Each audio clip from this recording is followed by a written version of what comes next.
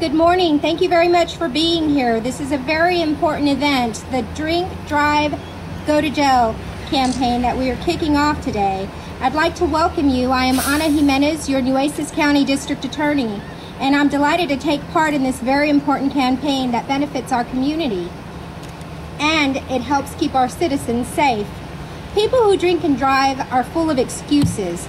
Typically, they don't realize that even a small amount of alcohol is going to affect their judgment, their reaction time, and then they think they're okay to drive. They say, well, we're not going to go very far, or they don't want to pay for a cab, or they've always made it home without a problem. All of these are just excuses.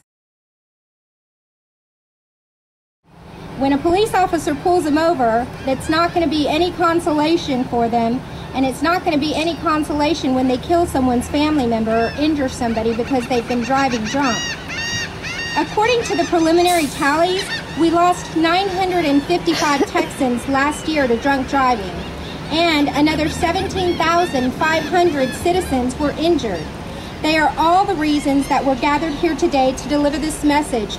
There is absolutely no excuse to drink and drive.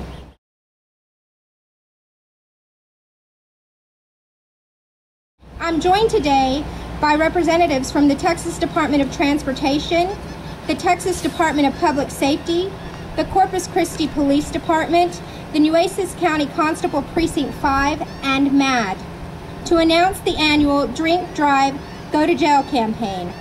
Officers are always on the lookout for drunk drivers, but starting later this month through the Labor Day weekend, they will be working overtime to spot and arrest anyone who gets behind the wheel after drinking.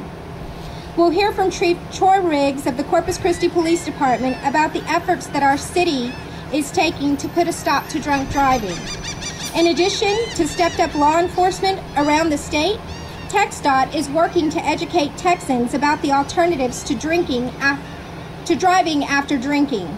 And as you can see behind me, we have some vehicles here that are going to be used, or something that can be of assistance to the community rather than getting behind the wheel and drinking.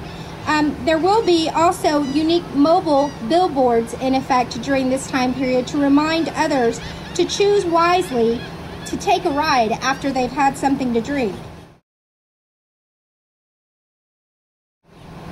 Some of the alternatives, obviously, are to pick someone who will maintain sobriety in your group to drive you safely home. Obviously, to call a cab or to use a trolley. Of course, taxis aren't the only option.